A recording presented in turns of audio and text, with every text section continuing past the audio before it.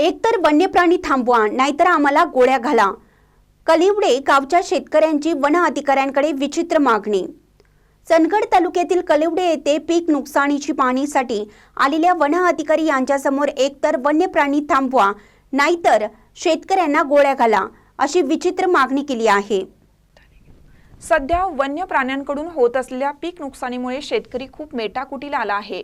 कलिवडे गावामध्ये यल्लाप्पा पाटील, नंदकुमार पाटील, रघुनाथ गावडे, राजू तावडे, बाळू कदम, रमजान शेख अशा बऱ्याच शेतकऱ्यांचे ऊस, मका, जोंधळा, मिरची व इतर पिकांचे फार मोठ्या प्रमाणात नुकसान झालं आहे. गवा व इतर वन्य प्राण्यांमुळे शेतकऱ्यांमध्ये प्रचंड घबराटीचे वातावरण निर्माण झालं आहे. सध्या शासनाकडून देण्यात येणारी नुकसान भरपाई ही तुटपुंजी मिळत आहे. त्यातून शेतकऱ्यांनी जगायचे कसे असा प्रश्न शेतकऱ्यांसमोर उपस्थित होत आहे. आज पीक नुकसानीची पाहणी करण्यास आलेले वनक्षेत्रपाल आवळे, मनपाल, धामणकर, वनरक्षक, वनमजूर व शेतकरी यांच्यात खूप मोठ्या प्रमाणात तणावाचे वातावरण निर्माण झालं. तरी पण शेतकऱ्यांनी सहकार्याची भूमिका घेऊन वन विभागाच्या अधिकाऱ्यांना लवकरात लवकर आपल्या वरिष्ठांसमवेत कलिवडे गावामध्ये बैठक बोलवावी अशी मागणी केली.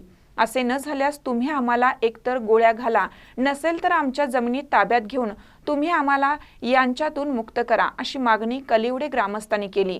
यावेळी सरपंच अस्मिता कदम, उपसरपंच नेताजी सुभेदार, सुरेश देसाई, आनंदा कांबळे, अशोक कदम, ज्योतिबा पाटील, शिवाजी गावडे, राजू तावडे, पांडुरंग देसाई, गुंडू गावडे, कृष्णा भुगोलकर, संभाजी टुडे, रमेश कदम यांच्यासह अन्य शेतकरी उपस्थित होते. महानकर न्यूजसाठी प्रकाश ऐनापुरे, चंदगड. ताज्या बातम्यांसाठी महानकरेला सबस्क्राइब करा आणि बेल आयकॉनला क्लिक करा.